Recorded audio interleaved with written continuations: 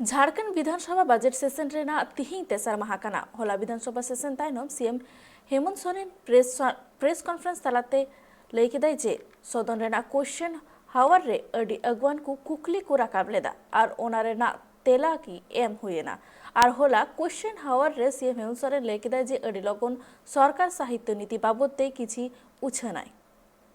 सत्र का दूसरा दिन था। राज्यपाल महोदय के अभिभाषण पर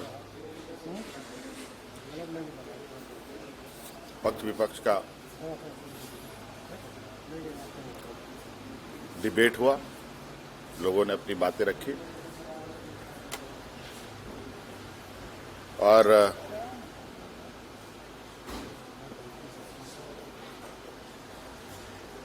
सरकार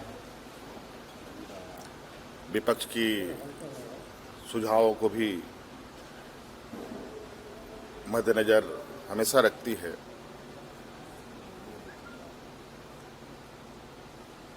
साथ साथ में आज नीति आयोग की भी टीम आई थी।